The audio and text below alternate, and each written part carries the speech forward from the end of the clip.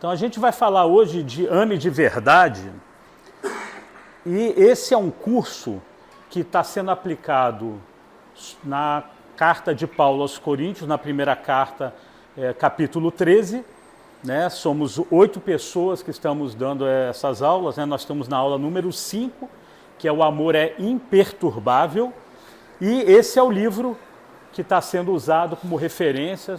Se vocês quiserem adquirir para entender um pouco mais sobre esse tema, só tem em inglês, não tem em português, e esse é o livro que a gente está usando como base para esse curso. Trazendo 2 slides que foram dados até pela primeira aula do Natanael, só para a gente entender, né, o contexto, quando Paulo escreveu essa carta.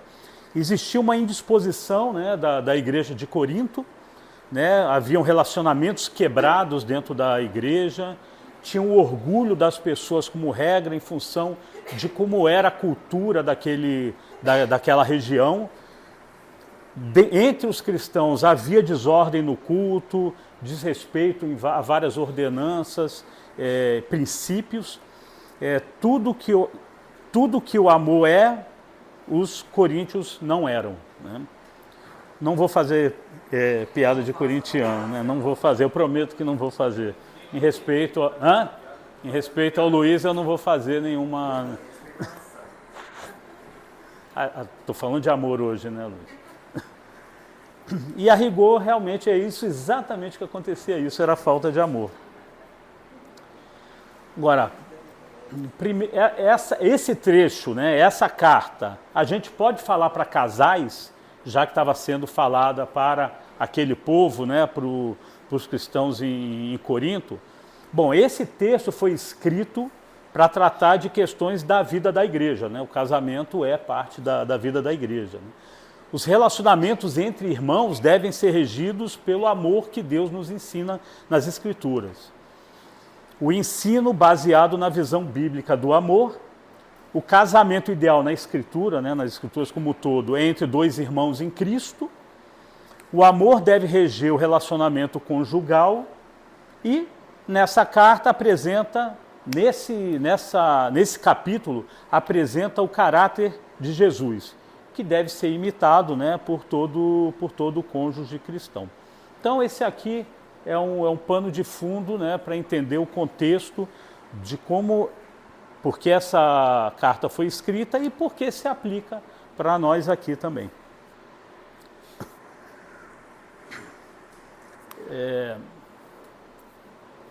O amor é imperturbável. Para mim hoje é um grande desafio, né, dar essa aula aqui, né? É um desafio porque eu não sei o quanto eu cumpro isso, né? Hoje eu estou aqui, tem minha esposa aqui, tem minha mãe aqui e tem minha sogra aqui. Então, hoje o desafio... E o consogro, né? Mas você é meu parceiro, né? Hein? Hoje vai ser um desafio. Não, é elas que não podem ficar perturbadas aqui. Pode levantar a mão a qualquer momento e falar, oh, Paulo, você está falando isso aí, mas a aplicação prática não é bem assim. Então já vou dizendo, eu sou falho aqui todos os dias, eu tenho que acordar, as estratégias, as aplicações, as sugestões, eu tenho que usar todos os dias, porque eu erro todos os dias como bom ou mau pecador que sou. Tá bom? Então vamos orar por esse momento. Senhor Deus, nós te louvamos, Senhor, pela oportunidade que nós temos de estudar a Tua Palavra e principalmente aqui no contexto do casamento, Senhor. Nós vemos essa é uma instituição que tem sido desvalorizada pela sociedade, muitas vezes dentro das próprias igrejas, a quantidade de casais se separando, vivendo infelizes. E a nossa igreja, nós temos o privilégio de podermos ser capacitados com tantos cursos, com conselheiros, com tudo que está disponível para que a gente possa ter casamentos felizes, saudáveis e alinhados com a Tua vontade, Senhor. Que o Senhor possa nos abençoar hoje, que o o Senhor possa me abençoar, trazendo a sua palavra, que eu possa ter muito temor e tremor para isso, para que a gente possa, cada um de nós aqui, sairmos edificados, entendendo como a tua palavra pode nos ajudar a termos casamentos felizes, saudáveis e que também reflitam o teu caráter, Senhor, para que outras pessoas também queiram te conhecer, te aceitar e viver vidas felizes no casamento como nós supostamente podemos viver, Senhor. Muito obrigado, oro em nome do teu Filho Jesus, amém, Senhor. Então esse é um curso, como falei aqui anteriormente, né, rapidinho, é um curso basicamente para os casais. São 8 temas, né? Então nesse tema a gente tenta cobrir todos tudo que passa, né, nessa passagem de 1 Coríntios 13, que é um capítulo famoso que em vários casamentos católicos, protestantes, ele acaba sendo utilizado como referência, né, na pregação e na cerimônia de casamento. Agora, para vocês, o que significa ser imperturbável? Palavra, alguma imagem? O que é ser algo imperturbável?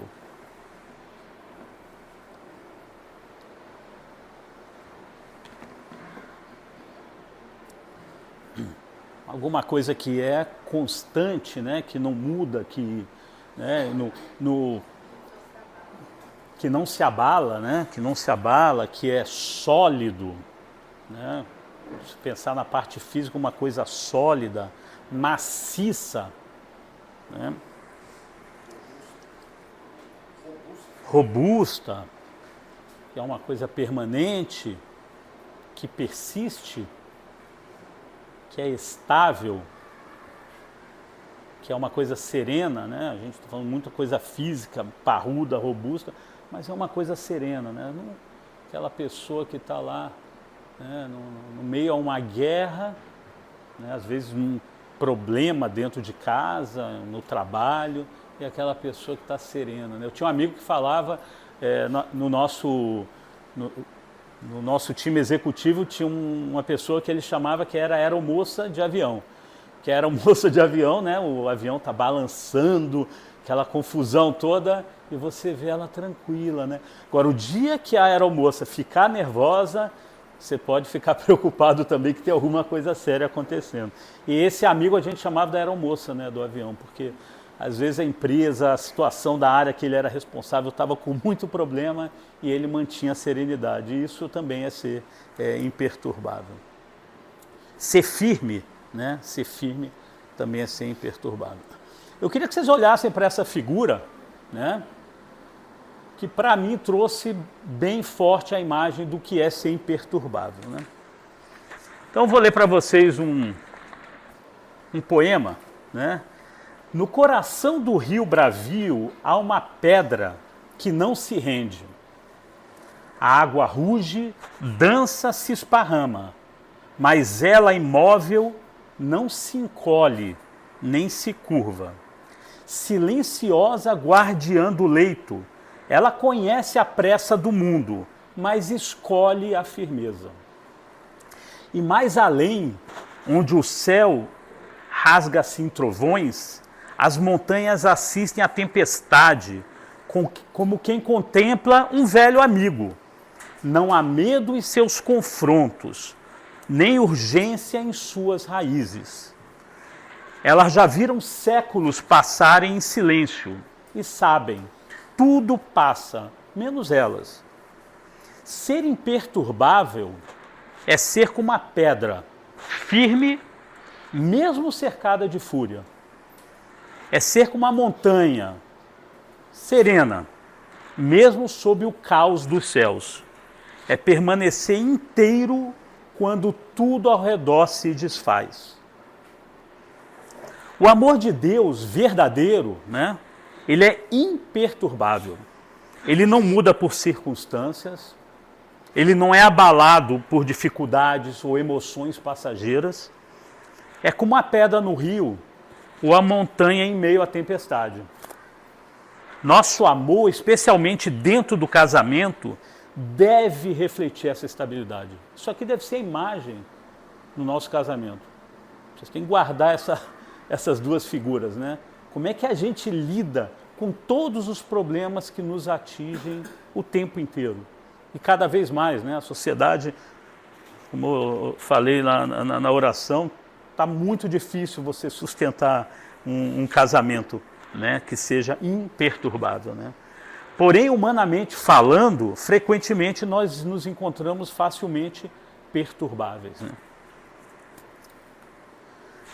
1 Coríntios 13:5 diz: o amor não maltrata, não procura seus interesses, não se ira facilmente, não guarda rancor. Isso revela que grosseria, né, que é quando você maltrata, a irritabilidade, né, quando você se ira facilmente, e o ressentimento, eles são inimigos mortais do amor. A maneira como nós agimos e falamos nos nossos relacionamentos, e aqui focando especialmente no casamento, reflete o que realmente está no nosso coração, né? Como diz Jesus, pois a boca fala do que está cheio o coração. Então a irritabilidade, a grosseria e o ressentimento não se limita apenas ao que nós dizemos, né? Esse versículo ele é muito rico, talvez eu nunca tenha estudado e parado para olhar, né, com tanta atenção, né? Afinal a gente vai ficar aqui 1h30 sobre esse versículo. E como ele se retroalimenta. Você imagina, você se irrita facilmente. O que acontece? Você reage. E quando você reage, você maltrata alguém, você é grosseiro. E muitas vezes recebe de volta, né? E quando volta, você pode guardar o rancor. E isso vira um círculo interminável. Interminável. E que hoje destrói os casamentos. Então, quando essas atitudes, né, que são malignas mesmo, né, elas habitam em nosso interior, elas se espalham na nossa vida como realmente uma metástase e afeta todas as áreas da nossa vida, né? E essas três ameaças, como eu falei, costumam, né, caminhar juntas, e onde quer que elas estejam, o amor não consegue coexistir. E o casamento, você não vai ter um casamento feliz, né? Nós não vamos ter um casamento feliz. Afinal, nós não rotularíamos, né, alguém que age de forma rude, grosseira, como uma pessoa amorosa. E se espera que um cristão seja amoroso. E da mesma forma, quem vive irritado ou alimenta o ressentimento, não consegue, não pode expressar um amor que seja genuíno. Se o nosso objetivo nos nossos relacionamentos em geral, né, e sobretudo no casamento, é amar o próximo como a nós mesmos, como está em Mateus 22:39, a gente precisa combater a grosseria, a irritabilidade e o ressentimento, diariamente, a cada minuto. E em seu lugar a gente tem que desenvolver características divinas, como está no fruto do Espírito Santo lá em Gálatas, que essas características divinas como bondade, compaixão, humildade, mansidão e paciência. Um casamento amoroso não prospera quando os cônjuges são rotineiramente rudes uns com os outros. Isso vira um ciclo vicioso, como eu falei. E quando tem essa irritação constante, o amor ele é sufocado. Muitas vezes você quer amar, você não consegue, você fica sufocado. E quando o ressentimento se instala na vida da gente, o amor acaba murchando. E o resultado disso tudo a gente já conhece, né? O grande problema é que muitas pessoas que são rudes, irritadiças ou ressentidas, elas não percebem quanto essas atitudes as dominam. Eu não estou falando de nós termos aqui essa atitude de vez em quando. É porque a gente não consegue controlar. O pecado nos domina. Nós acabamos vivendo, nós não temos controle. E quando nos domina, nós nem percebemos o que nós fazemos, né? E muitas vezes as pessoas enxergam isso nos outros, esse tipo de atitude nos outros, mas são incapazes de reconhecer em si mesmas. Tem 2 lugares aqui, se quiser. Tá vendo?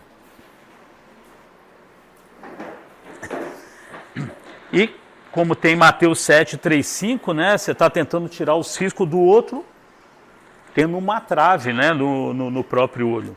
É muito fácil a gente observar essas atitudes, esses comportamentos em outras pessoas e não na gente, né, quando nós estamos dominados. Tem aqui, tem aqui. E muitas pessoas, às vezes, admitem ficar irritadas com frequência, mas não se dão conta de como esses aborrecimentos as levam à grosseria. Tem pessoas que reconhecem que ficam irritadas, mas não sabem como isso afeta a vida das outras pessoas. Ainda tem o outro problema, né? Muitas vezes as pessoas são rudes e acreditam que o outro mereceu a nossa rudeza, a nossa grosseria. Estou fazendo justiça sendo rude com a outra pessoa. E quando alguma coisa as irrita, consideram sua irritação justificada.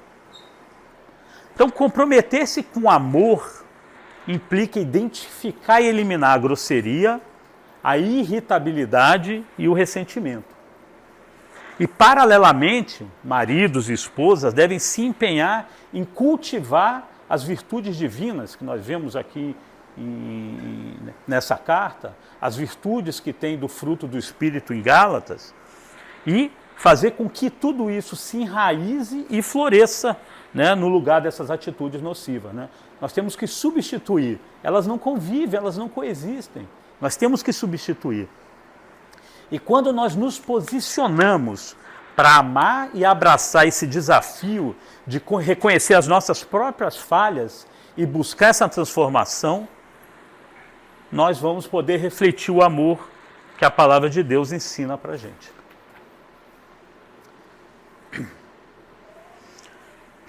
Sim, o amor de Deus, ele é absolutamente imperturbável.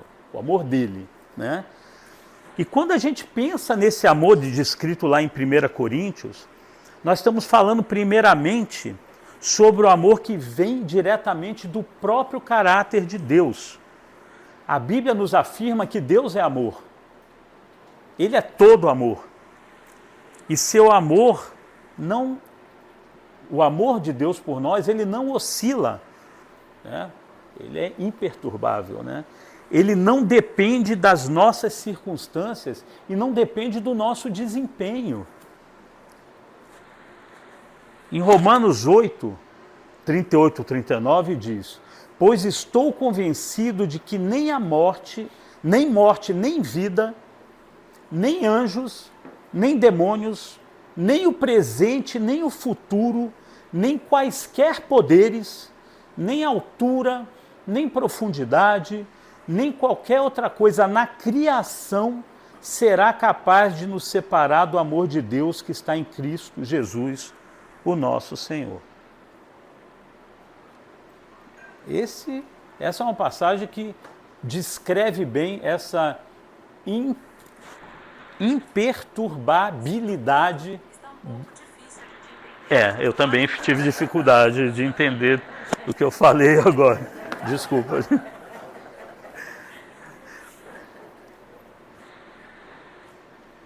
Ele é estável, ele independe de quaisquer circunstâncias, independe de qualquer outra coisa na criação. Como é a nossa relação com os nossos cônjuges? Eu não quero que ninguém saia daqui deprimido hoje, tá? Mas o objetivo é que a gente aqui encontre soluções para isso que provavelmente acontece com todos os casais. Porque nós somos todos pecadores.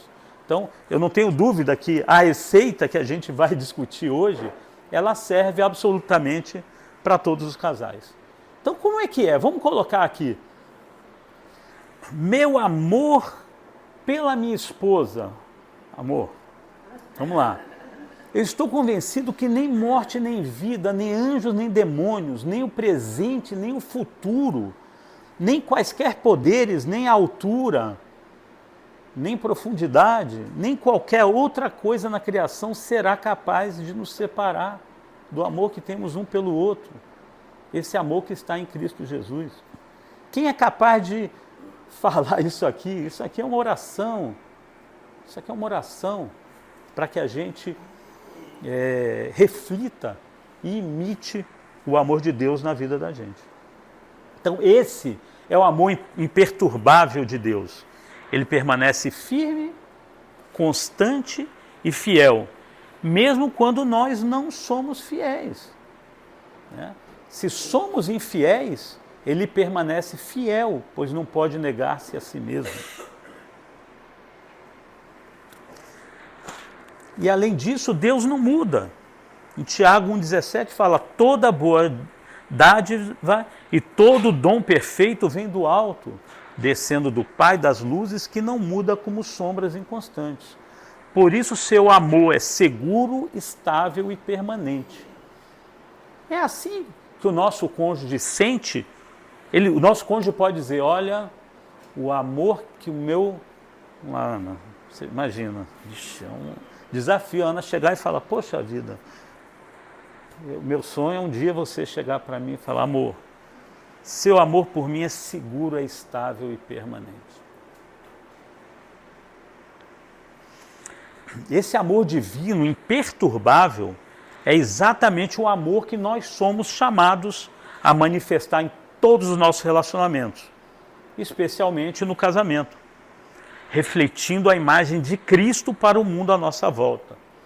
Nós ainda temos essa responsabilidade, que os nossos casamentos têm que refletir o amor de Cristo, têm que refletir o modelo que Cristo tem para o nosso casamento, para que a gente tenha um mundo saudável. Então, além da responsabilidade que nós temos com o casamento, nós temos essa responsabilidade, né, de sermos aqui embaixadores, representantes de Deus aqui, para que as pessoas também queiram viver a nossa vida e possam entregar suas vidas e assim fugir da maldição. O amor de Deus, ele é firme, constante e ele não se abala com circunstâncias adversas, com as nossas fraquezas. Esse é o exemplo perfeito do amor imperturbável que nós somos chamados a imitar e a viver.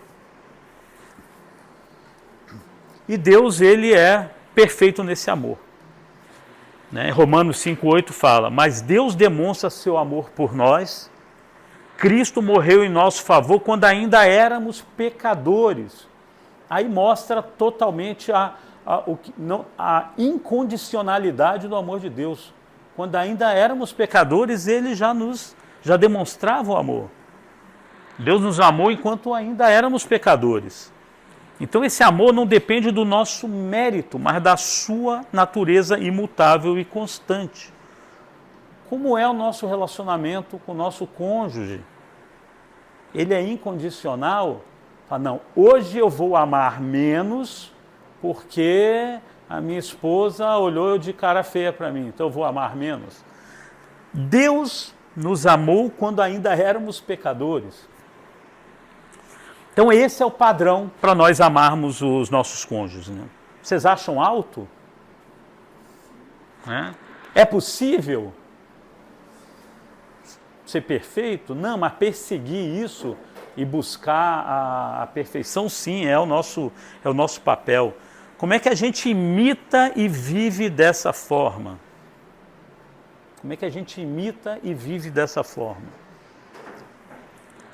Muitas vezes nós temos um dia difícil, às vezes tem conflitos, podemos ter algum conflito, algum ressentimento.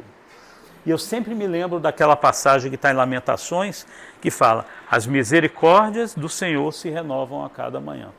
Então eu durmo e acordo, oro e realmente é uma estratégia, né, para tornar possível ter essa vida de ter um amor imperturbável pelo nosso cônjuge.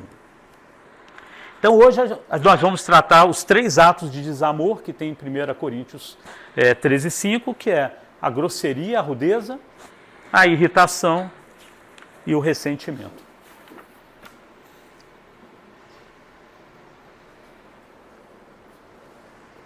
Alguém conhece, alguém que já viu o Zorra Total, mais antigo, né? Tinha o quadro do Seu Saraiva. Quem conhece o Seu Saraiva? Levanta a mão. Tá? Feito pelo Francisco Milani, eu gostava muito, um excelente humorista. E ele era dono de um bordão que se falava assim: pergunta idiota, tolerância zero. Né? Não foi ele que criou, né? Quem criou foi na década de 60, um humorista chamado Ari Leite, e que criou esse tolerância zero, e a gente usa, né, no nosso jargão do dia a dia, tolerância zero, né? Então era um personagem, para quem não conhece, era um personagem mal-humorado, rabugento, que ele não suportava ouvir perguntas assim, perguntas pouco inteligentes, né? Por exemplo, você está num pronto-socorro ruim, enquanto um amigo fala: oi, fulano, você está doente? Aí ele chegava e descascava, né? Ele não gostava dessas perguntas que não eram muito lógicas, né? E causava constrangimento à sua esposa, né? A grosseria era a marca do Seu Saraiva. Ora, quantas vezes nós não reproduzimos nas nossas vidas o exemplo do Seu Saraiva?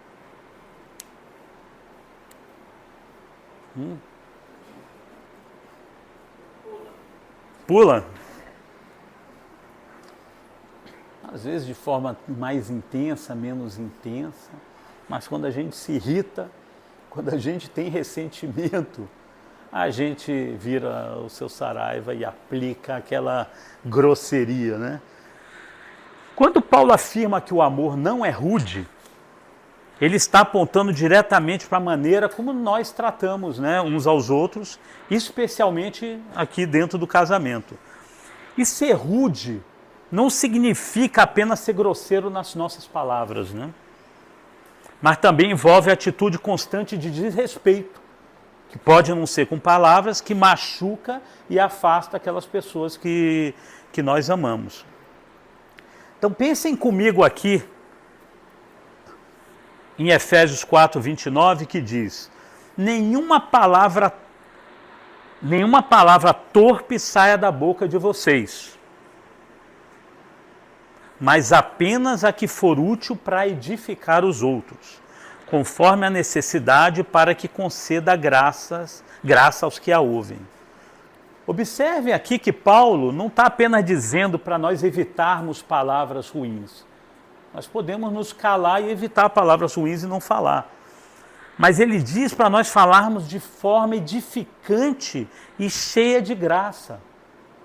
Né? Em nosso casamento, isso significa escolher diariamente palavras que fortalecem, que valorizam e demonstram respeito ao nosso cônjuge. Vocês conseguem identificar esse hábito diário na vida de vocês? Quantas vezes por dia, com o cônjuge de vocês, vocês falam aquilo que é útil para edificar e para conceder graça no cônjuge?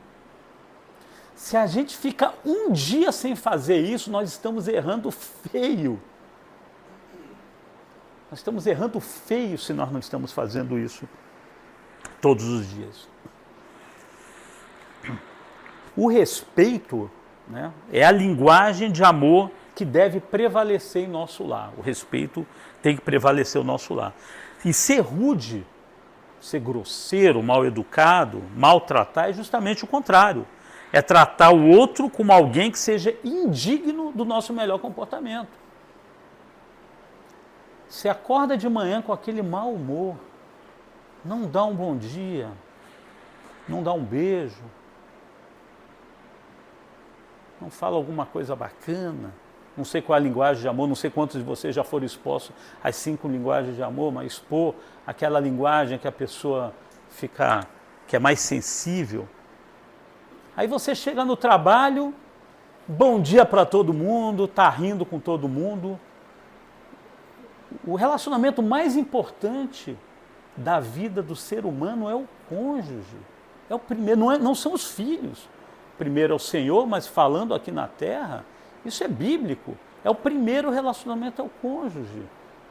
Então a gente dá bom dia, agrada, dá presente, faz ação de serviço, trabalha todas as 5 linguagens de amor. No trabalho, na escola, com o vizinho, e com o cônjuge não faz isso. Então a gente está dizendo que aquela pessoa que você escolheu para se casar, você fez um monte de promessa, ela é indigna do nosso melhor comportamento. E Deus nos chama para refletir seu amor gentil e respeitoso em cada conversa, em cada atitude que a gente tem. O amor imperturbável é aquele que se recusa a ceder à tentação de falar de forma áspera ou depreciativa. E como eu me deparo com casais que vivem dessa forma? Às vezes, quando eu vou na casa, né? Quando a gente vai na casa é que enxerga, quando se hospeda, que aí passa mais dia, mais tempo com a pessoa, desrespeito, cobrança, grosseria. Não quer dizer que vocês não vão me convidar, eu não vou ficar controlando vocês para almoçar e jantar na casa de vocês, tá? Mas em grande parte isso acontece na frente de filhos, para os casais que têm filhos, dando exemplo negativo e já formando os filhos com as mesmas atitudes. É muito comum nós vermos filhos replicando aquilo que os pais fazem, né? E não que não se deva discutir em casa, né? Isso eu já vi pessoas, casais falando, nunca discuti na frente dos meus filhos, e filhos dizendo, eu nunca vi meus pais discutindo, né? Eu discordo, eu acho que a gente tem que discutir, né? Eu acho que faz bem. Discussões que você não ataque, né, a pessoa, não tem ataque pessoal, mas que você discuta situações, divergências, e a forma como a gente trata essas divergências nessa discussão faz com que a gente, faz com que os nossos filhos aprendam como discutir, como se deparar quando tiver conflito. Conflito faz parte da vida da gente, em todos os lugares. Tem um estudo que fala que aqueles casais, ou aqueles filhos de casais que discutem os problemas junto, eles são mais inteligentes emocionalmente, né? São mais emocionalmente estáveis, estão mais preparados para lidar com conflitos. Então, eu sou a favor de um bom conflito, mas um bom conflito é aquele que você discute ideias, discute opiniões, sem ataques pessoais, né? Que não é o caso do que a gente está falando aqui. Nós estamos falando aqui da grosseria, de maltratar, de ser rude, você ter ataques pessoais. Vou contar uma ilustração para vocês. Uma vez um casal, recém-casado, começou sua vida junto com muita empolgação. Até que um dia a esposa, tentando agradar, isso talvez nunca tenha acontecido com nenhum de vocês, preparou um jantar especial. Quando o marido provou a comida, sua expressão mudou imediatamente. Ele fez uma careta exagerada e disse brincando, mas de forma grosseira: nossa, amor, você tentou cozinhar ou fazer um experimento científico, né? Já pensou ouvir uma coisa dessa? Você cozinhou ou você fez um experimento científico? O que é que você pode fazer no experimento científico? Qualquer coisa, né? Eu trabalho com área química, né? Então dá para fazer. Eu já começo a imaginar o que pode ter sido uma coisa muito ácida, uma coisa muito alcalina, né? E aí o clima rapidamente se tornou tenso e a esposa se sentiu profundamente ferida. Afinal, ela passou o dia inteiro com muito amor, né? Ela despejou amor o tempo inteiro, está fazendo o banquete para ele. E houve essa barbaridade, né? Bom, foi uma brincadeira, né? Alguém pode falar, mas peraí, também ela não tem senso de humor, né? Foi apenas uma brincadeira, mas foi dito sem gentileza e sem consideração para ela. Então o marido aprendeu uma lição valiosa sobre a importância de não ser rude, nem mesmo em momentos descontraídos. Falando um pouco de mim, né? Na minha cultura, na minha formação, né? Na minha vida, o humor e a provocação sempre foram expressões de carinho e habituais, né? As brincadeiras que eu gosto de fazer, eu acho que elas são leves, divertidas, sem maldade. eu acho que eu estou mostrando o amor sendo espirituoso, né?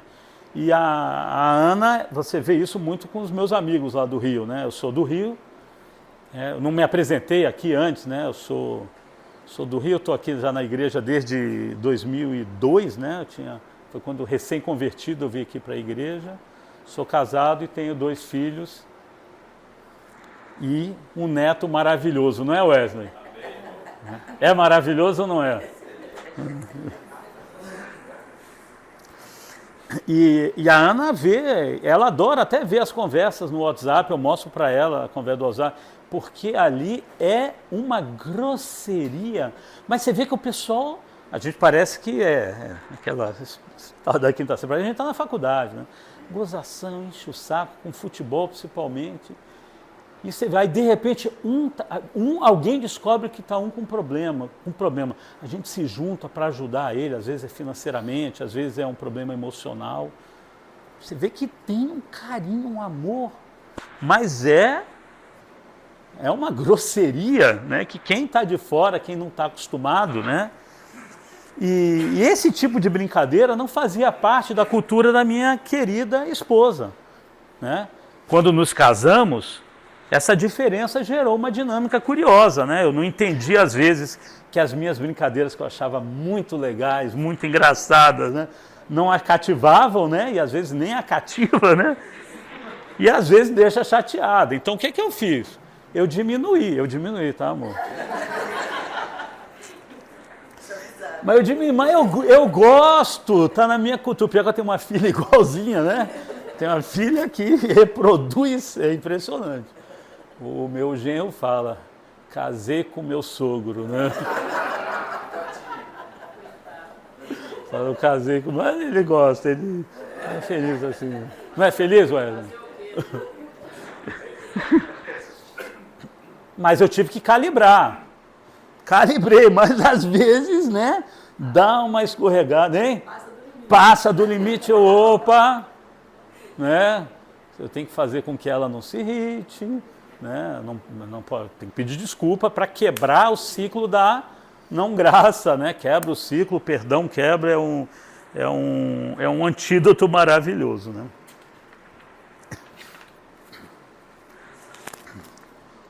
O apóstolo Pedro orienta os maridos a viverem com suas esposas de maneira compreensiva.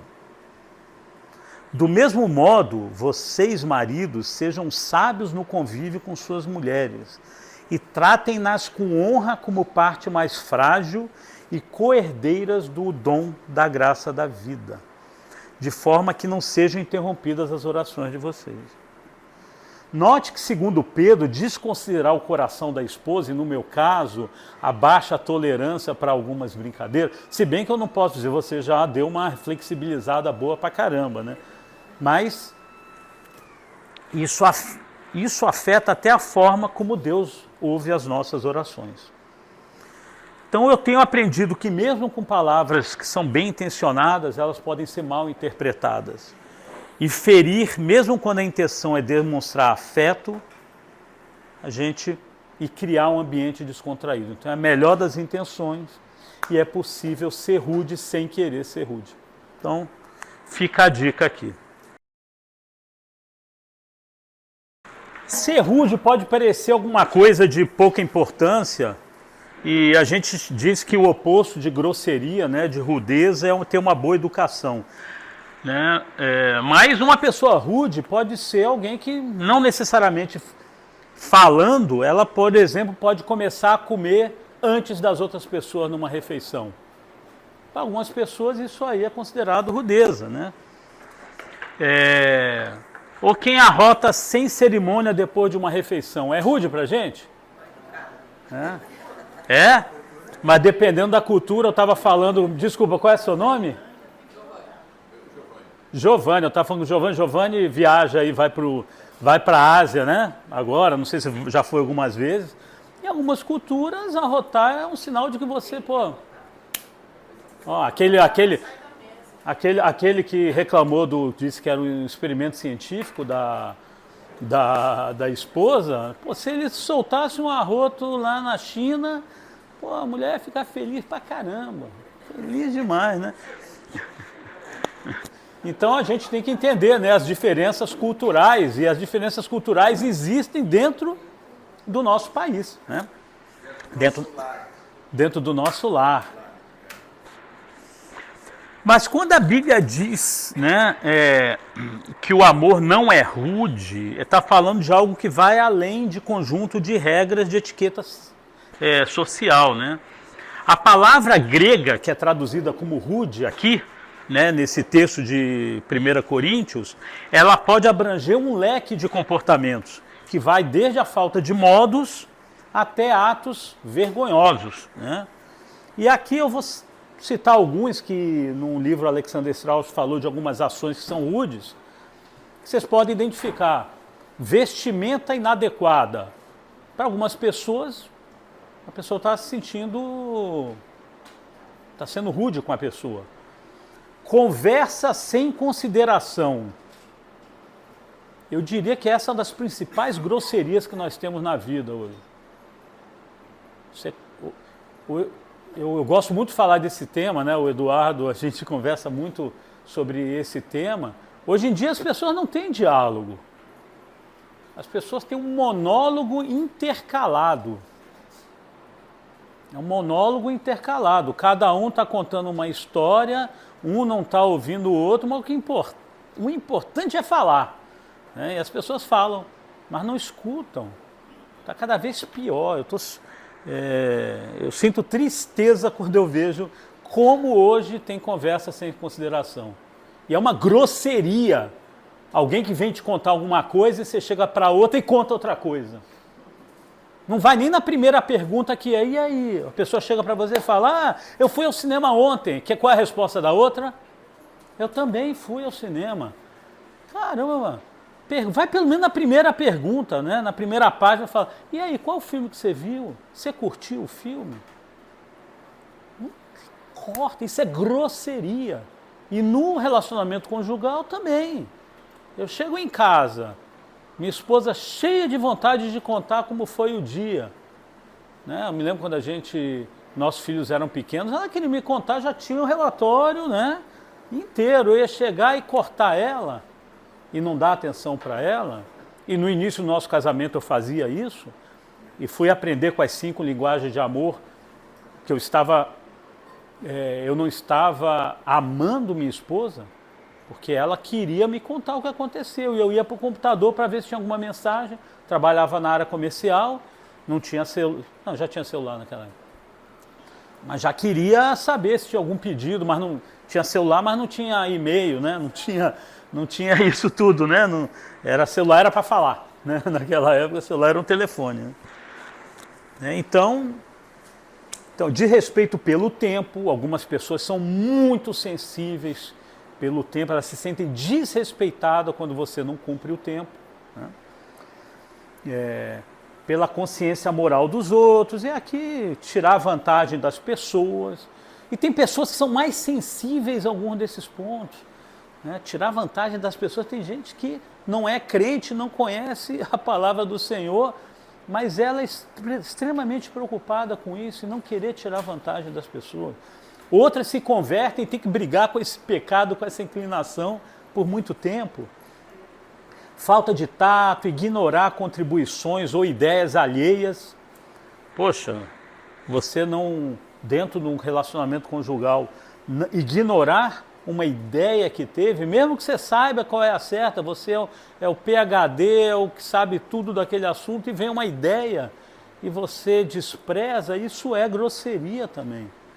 Atropelar o plano ou interesse dos outros, conduta imprópria, né? A gente está falando aqui no relacionamento conjugal sempre tem o sexo oposto, descortesia, grosseria básica, enfim. Né? Então isso aqui é uma lista extensa, mas que a gente tem que olhar para isso como sendo grosseria. Né? Grosseria não vem só nas palavras, mas vem em algumas ações. Né? Às vezes você pode ser muito doce, mas você está sendo grosseiro por não ouvir, não prestar atenção, não aceitar uma ideia, alguma coisa, alguma sugestão que venha do cônjuge, tá?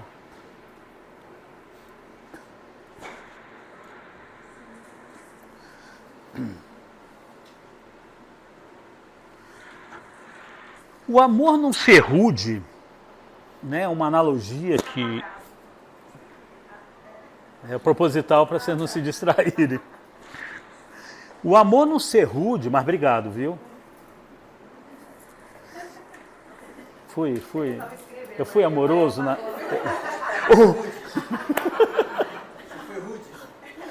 Eu pulei uma parte porque não vai dar tempo. Mas todo esse material vai estar disponível, tá? Todo esse material vai estar disponível. O amor não ser rude é como dirigir um carro numa estrada esburacada. Mesmo que os buracos existam, e vão existir buracos, não tem como não existir os buracos, é possível nós nos desviarmos deles o quê? Com cuidado, com delicadeza, garantindo que todos cheguem bem ao destino. A gentileza e o respeito são justamente esses desvios cuidadosos que impedem que o relacionamento seja abalado, né? Seja perturbado por pequenas imperfeições e falhas, né? Então essa é a analogia que eu acho que é legal para a gente pensar, né, como ser rude, né? Muitas vezes a gente tem que diminuir a velocidade, tem que fazer um movimento para um local que você não queira, para se desviar daquilo que pode nos levar a ser rudes e levarmos solavancos para o nosso relacionamento. Qual é o antídoto para a rudeza, para a grosseria? Gentileza, respeito, bondade, isso está lá. Gálatas é muito rico em relação ao fruto do Espírito Santo. Então esse é o nosso antídoto. Agora volta. O amor não se irrita facilmente, né? Então a gente tem aqui, segunda parte de 1 Coríntios 13:5, que não se ira facilmente. O amor não se ira facilmente. Esse ponto ele é especialmente desafiador porque toca diretamente em nossas reações emocionais. Isso trabalha muito da forma como a gente reage na nossa vida. É quando sentimos que estamos no nosso limite, quando as frustrações se acumulam e aí a gente revela se o nosso amor é realmente imperturbável.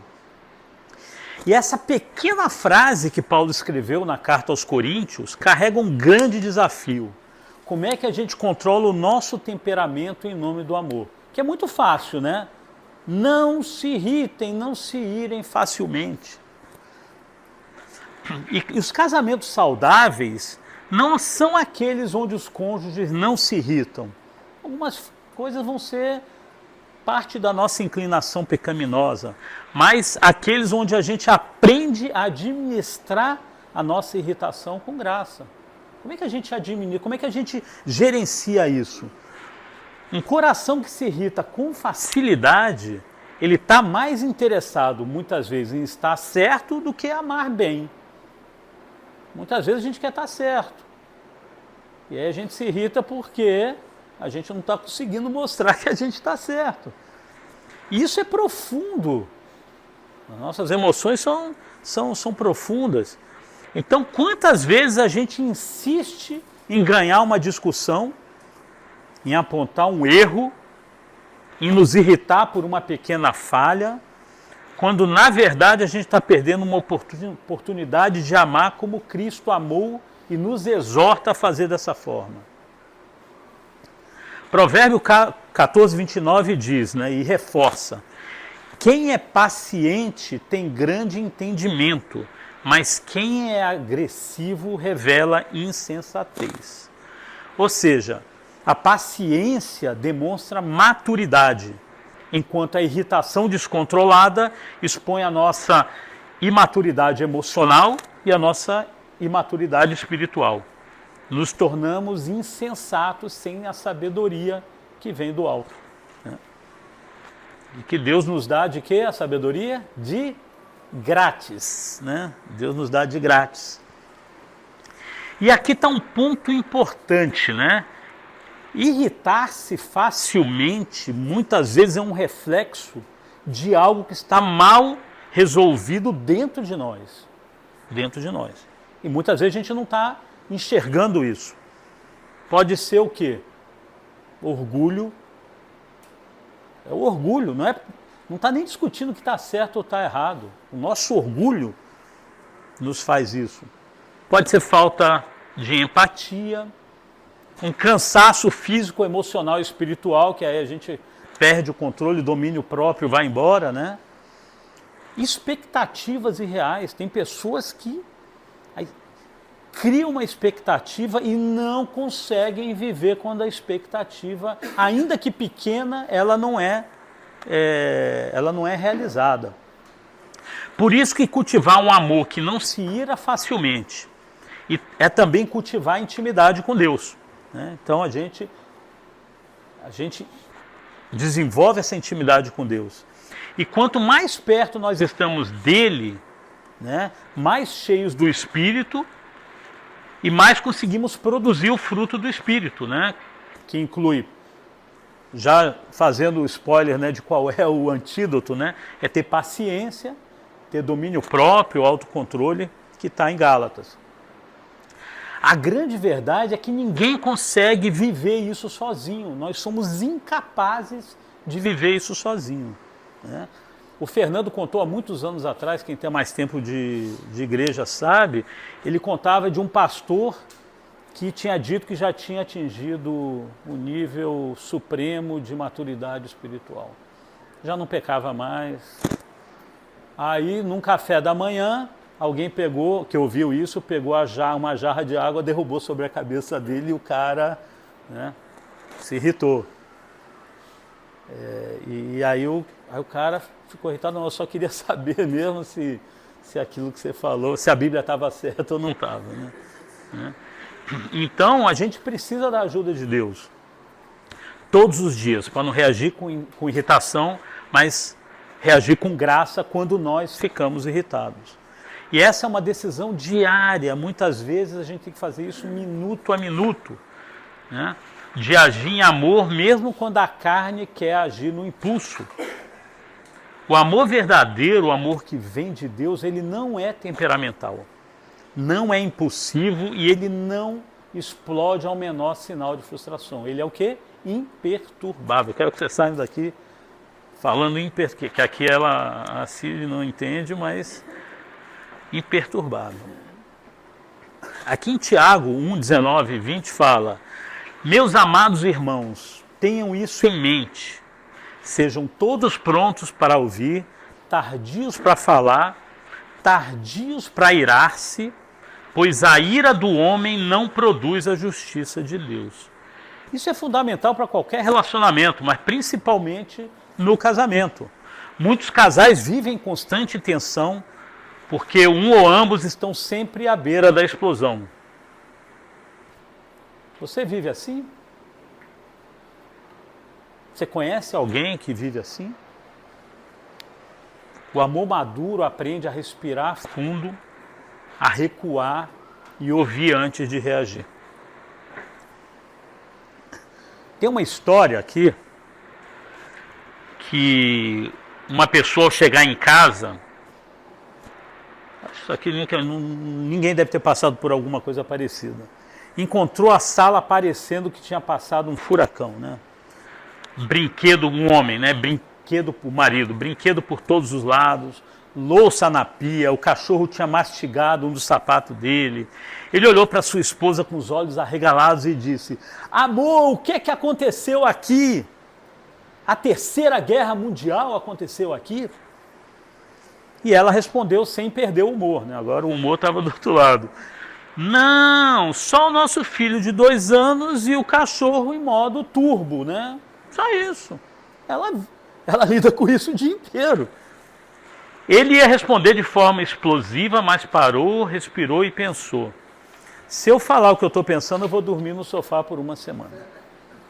E talvez até o cachorro expulse ele do sofá, né? O cachorro entrou na... Essa história ilustra bem o desafio de controlar a irritação. Como é que a gente controla a nossa irritação? Reagir com calma é uma escolha. Sempre temos a escolha como a gente reage, sempre, né? A ira pode até parecer justificada. Pô, tive um dia duro pra caramba, cliente, chefe, todo mundo. Chego em casa, vejo esse caos, né? Mas a ira, mesmo justificada, né, raramente ela traz bons frutos, né, no relacionamento. E vocês, quantas vezes vocês já reagiram mal essa semana, mesmo com razão, e perde a razão? Né? Eu acho isso... Às vezes a gente tem razão e perde a razão. Tão rápido. Você tem que pedir desculpa para poder discutir que você tem razão. Né? Você tem que pedir desculpa antes, porque senão a pessoa não ouve que você quer explanar a razão que você tem. Um outro caso aqui, né, esse é um caso bem emblemático, né, que no início do casamento foi marcado por uma guerra silenciosa, envolvendo uma toalha molhada. Alguém já viveu um problema no casamento, no início do casamento com toalha molhada? Toda vez que ele tomava banho, deixava a toalha molhada em cima da cama. Não quero nem olhar para a cara de vocês, já tem gente rindo, já tem cutucando. A esposa pacientemente pegava a toalha, colocava para secar, arrumava a cama, e não dizia nada, né? Até que depois de semanas ela explodiu. Já falei 1000 vezes para deixar essa toalha aqui, para não deixar essa toalha aqui. Parece que você faz de propósito. Faz de propósito, mudou já, né? De propósito, para me irritar, para fazer não sei o quê. E ele, surpreso, respondeu, ué, mas você nunca falou nada? E ela rebateu, mas eu esperava que você percebesse. Então, as 1000 vezes que ela não falou, mas ela entendeu que ele deveria perceber. Isso é comum ou não? É? Não? Então tá. O que aconteceu aí? Uma irritação que foi sendo acumulada, guardada, ignorada, mal comunicada, mal percebida, até virar o quê? Um vulcão em erupção. E o casamento, tanta coisa boa fica comprometido por causa da desgraça da toalha molhada em cima da cama. É um problema fácil de resolver, gente? Fácil. Fácil. Mas pode ser a toalha molhada, queimar roupa suja jogada, sapato. A roupa coloca em cima da tampa e não Eu gosto que tem os comentários que já são um recado, né?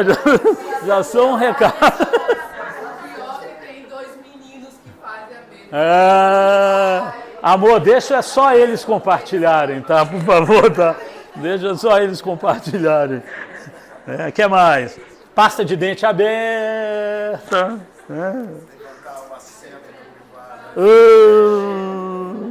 Resto de comida no carro querido do marido, né? Hein? Hã?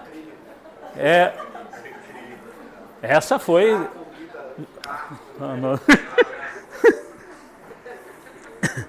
Quem tá errado, hein? Gente, coloca o casamento um dia gostoso. Às vezes isso acontece no dia do aniversário, isso acontece num dia que é especial e azeda tudo, né? Então, eu gosto dessa analogia que o coração humano é como um balde, né? Então, imagine um balde. Todo dia vão pingando coisas lá dentro. Quer dizer, trânsito, estresse no trabalho, problema financeiro, criança gritando, situações que cada um de nós tem menos tolerância, que a gente é diferente. Tem gente que tolera algumas coisas, outras não toleram, né? Aí quando o balde transborda, a irritação vem. Mas o amor é imperturbável, é como alguém que aprende a esvaziar o balde durante o dia. Durante o dia a gente tem que esvaziar esse balde. Com o quê? Oração, graça, paciência, fruto do Espírito Santo. Pedir a Deus, ó, Deus, enche meu coração de amor, enche do fruto do teu Espírito na minha vida. Porque o problema não é o balde, gente. Vocês podem falar, ó, amor, o balde hoje está transbordando. Você chega em casa, aí você se irrita, fala, mas por que você está brigando? É o balde. Esse balde, o problema é o balde que transbordou, o problema não é o balde. É como você administra o balde que você tem. Tem gente que tem balde maior, tem gente que tem balde menor, tudo bem. Os baldes são diferentes, mas a gente administra como o balde transborda, né? Então, os casamentos saudáveis não são aqueles onde não há frustração, mas onde os cônjuges aprenderam a lidar com elas, sem ferir um ao outro. A ira não é só um sinal de frustração, mas também de orgulho, muitas vezes de orgulho. Queremos que tudo seja do nosso jeito e quando não é, a gente fica irritado, né? E eu costumava falar com meus filhos desde pequenos, né, que eles costumavam vir a mim reclamando que o irmão ou a irmã estava irritando ele, ou ela, né? E eu dizia que isso não era verdade, a declaração já estava errada, porque ninguém está te irritando. A irritação é como reagimos e é uma decisão pessoal, independente das circunstâncias. A pessoa pode estar te provocando, tá bom. Eu conheço bem a natureza do teu irmão, do teu irmão, eu sei o que ele está te provocando, mas ele não está te irritando. Irritação e a forma como você age é uma decisão exclusiva sua. Qual é o antídoto? Paciência. A luta tem todas as respostas. Domínio próprio, né? Eu sei porque eu converso muito com o Eduardo. Então, Gálatas 5, 22, 23, fruto do Espírito. O amor não guarda ressentimento. Aqui é onde deságua tudo, né? Aqui é onde deságua e aqui é que a gente tem que trabalhar muito bem. Paulo diz aqui, né, terminando esse versículo, que o amor não guarda rancor. A tradução literal dessa palavra no grego é muito boa, que às vezes a gente olhando só que não guarda rancor, não explica tão profundamente o que isso quer dizer. Aqui quer dizer que o amor não contabiliza o mal. Ele não é contabiliza, para mim faz muito mais sentido. Ela não mantém uma lista de ofensas. Uma lista de ofensas. Não fica anotado mentalmente o que o outro fez. Essa foi a terceira vez que ele fez isso. E ela nunca me agradece por aquilo que eu faço. Quando tem nunca, sempre, é porque tem uma listinha. Né? Tem uma listinha. Para ganhar, não para amar, né? Para ganhar a disputa. É o que a gente estava falando, né? Tem que ser um jogo de frescobol, não um jogo de tênis. Eu gosto muito dessa analogia. O casamento é um jogo de frescobol. Você tem que ficar rebatendo o máximo de bola. A bola às vezes cai, pega, mas a gente tem que manter o máximo do tempo possível com a bola no ar. No tênis você quer matar o ponto. Né? A gente está jogando frescobol ou está jogando tênis? Né? Tem que ajudar. Às vezes, não sei quem já jogou frescobol, às vezes a pessoa já deu uma desequilibrada, você joga a bolinha um pouquinho mais para o alto, e aí dá tempo para ela se recompor e rebater novamente. No tênis, se o cara entrega assim, você vai e tem que matar o ponto, né? Então, o amor verdadeiro não tem um caderninho de anotações escondido na gaveta emocional do coração, né? Já ouvimos que guardar ressentimento, não sei se vocês já ouviram isso, né? Guardar ressentimento é como beber veneno esperando que o outro morra, né? Tem gente que bebe veneno para que o outro morrer. Quando a gente não perdoa, nós estamos ferindo a outra pessoa, mas também a gente está envenenando o quê? O nosso próprio coração, né? O ressentimento, ele cresce de forma silenciosa. E tem pessoas que a gente conhece, todo mundo conhece alguém que é super ressentido e que vive triste, que vive dando bordoada em todo mundo, às vezes nem dá bordoada, né? Se fecha, né, em si mesmo. E quando esse ressentimento cresce, endurece o nosso espírito, afasta do Senhor, e afasta do cônjuge e afasta do Senhor, né? Colossenses 3,13 fala: suportem-se uns aos outros e perdoem as queixas que tiverem uns contra os outros. Perdoe como o Senhor lhes perdoou. Se você já foi perdoado, você foi salvo, conhece o Senhor, você sabe bem o que é graça, né? A gente sabe porque nós somos salvos pela graça de Deus, né? E o chamado de Paulo é que a gente pratique essa mesma graça com quem mais convive, que é o cônjuge.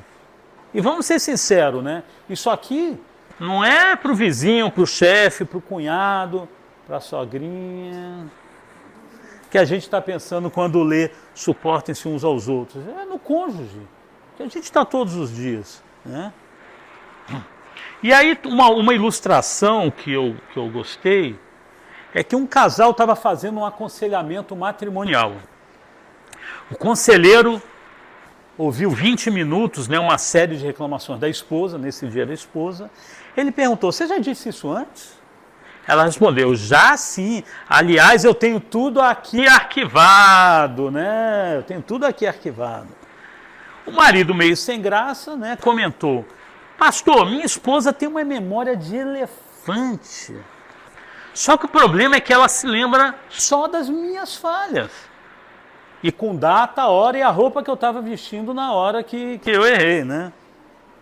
O arquivo espetacular. Aí todo mundo riu, né? Inclusive o casal, mas o conselheiro, com sabedoria, disse, sabe o que é curioso? Quando Deus nos perdoa, Ele joga nosso pecado no mar do esquecimento. Mas alguns casais constroem um museu subaquático. É um museu, né? Porque guarda é antigo. Para mergulhar e recuperar tudo quando precisam para provar um ponto. Moral da história, né? Guardar ressentimento é como arquivar documento de condenação para usar como munição emocional mais tarde. Mas o amor verdadeiro, ele apaga, ele rasga, ele joga fora essas fichas, porque sabe que o perdão constrói e o rancor ele destrói. Difícil isso, né? Apagar totalmente. Seu cônjuge te irrita com alguma coisa que já irritou antes, você traz. Não pode trazer. A gente não pode trazer. Guardar ressentimento é como viver trancado em uma cela cuja chave está no seu próprio bolso. A mágoa coloca o coração e o pensamento em uma prisão. O perdão é quando você decide usar essa chave, não para soltar o outro, mas se liberar. É deixar de ser, a gente se torna escravo, quando tem ressentimento, nós somos escravos dos nossos próprios pensamentos e sentimentos. Não porque o outro merece, mas porque se decide amar e se libertar. Não sei se vocês já leram ou conhecem, já ouviram falar do Viktor Frankl. Não, o Brasil Paralelo está falando bastante sobre o Viktor Frankl. Não sei, deve ter algum programa falando para ele, sobre ele, que é ele escreveu um livro chamado O Homem em Busca de Sentido. E Viktor Frankl, ele foi uma pessoa que ele ficou no campo de concentração nazista e ele tomou uma decisão lá dentro de que os guardas, né, os nazistas, não iriam, podiam bater nele, podia ficar sem comer, podia sentir frio, podia acontecer qualquer coisa, mas ele não ia controlar a mente dele. Ele não tinha ressentimento de nenhum deles. Isso fez com que ele sobrevivesse. Foi o principal motivo dele ter conseguido sobreviver. Não sei quanto tempo ele ficou, não me lembro quanto tempo ele ficou, mas ele não deixou que todo aquele sentimento controlasse. Então a gente pode controlar o que a gente sente, o que a gente guarda, né? Essa contabilidade, né, que Paulo escreve no grego, a gente pode controlar isso aí. Amar alguém é se recusar a manter um arquivo mental das falhas dos outros. O amor apaga a dívida como Deus fez conosco em Cristo. E isso é especialmente crítico no casamento, que deveria ser o relacionamento mais longo e intenso das nossas vidas. Eu falo no curso, a gente fala no curso de noivos, com jovens casais que estão se casando com 25 anos. Eu falei, você sabe qual é a expectativa de vida dessa geração mais nova? Eu falo, vocês vão viver 95 anos, 100 anos. Vocês vão viver mais 70. Um casal que se casa com 25 e vai viver até os 100, você vai viver 75 anos. Como é que você vai viver 75 anos? com esse mundo de hoje, é impossível, está cada vez mais difícil. As pessoas não vivem 5, 10, vai viver 75 anos. Não tem como viver feliz se você não aplicar os ensinamentos de amor. É impossível. Você vai guardar ressentimento, o ressentimento destrói o casamento ao longo do tempo. É o relacionamento mais longo e intenso das nossas vidas. A gente sai de casa com 20 e poucos anos quando casa, com 30 que seja. A gente sai de casa, não são os pais, não são os irmãos, não é no trabalho, você não passa 75 anos no trabalho, você vai passar 50 anos, que seja 50 anos, com o cônjuge. E é uma decisão a ser tomada. Você quer amar, você quer cumprir com o mandamento de Deus? Senão, não vai dar certo. Então esse é o padrão de Deus. Se quisermos amar como Ele ama, devemos deixar de lado o ressentimento e escolher a reconciliação o tempo inteiro, né? Não significa tolerar pecado ou ignorar o que precisa ser tratado. Deve ser discutido. Significa não deixar que o erro de ontem destrua o amor de hoje. O erro de ontem não pode destruir o amor de hoje. E qual é o antídoto, Lu? Perdão. Você gabaritou. Então é o perdão. Então a gente indo aqui para a conclusão. Fala só mais alto. Está certo entender que, porque sentir, todos nós sentimos. E a palavra ressentimento é você visitar novamente o que sentiu. Então eu escutei uma observação um dia sobre o ressentimento. Você ter sentimento, ficar sentido por alguma coisa, é natural. Mas o errado é ter ressentimento, porque você está visitando novamente algo. É uma boa. Algo tá correto? Olhando a etimologia da palavra, é exatamente essa, né? Você está sentindo novamente. Você pode botar vários res aí, né? Dependendo do tamanho do arquivo, né? Mas você está certo. Bom comentário. Então aqui a gente tem o caráter perturbável do homem, né? Ser grosso. 1 Coríntios 13:5, né? Grosseria, irritação, ressentimento, imperturbável, gentileza, paciência e perdão. É fácil? É. Sem o Senhor a gente não consegue cumprir com isso.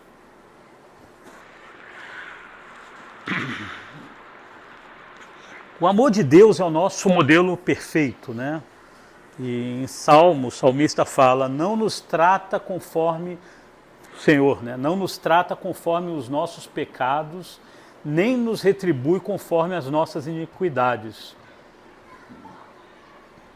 A gente trata conforme os pecados do nosso cônjuge e a gente retribui conforme as iniquidades, que ele é pecador, ela é pecadora e ela também reproduz iniquidades. Pois como os céus se elevam acima da terra, assim é grande o seu amor para com os que o temem. E como o Oriente está longe do Ocidente, assim ele afasta para longe de nós as nossas transgressões. Aplicação prática.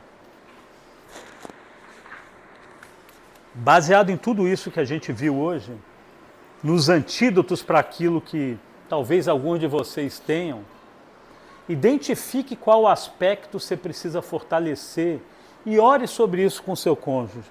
Amor, para a gente também, viu? Grosseria. Nos próximos dias, anote o que realmente o incomoda. Escreve.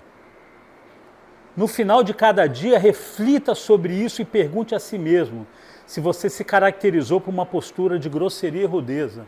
Compartilhe com o seu cônjuge. Use o seu cônjuge como teu aliado, como teu conselheiro, como uma pessoa que possa te discipular em algumas áreas da vida.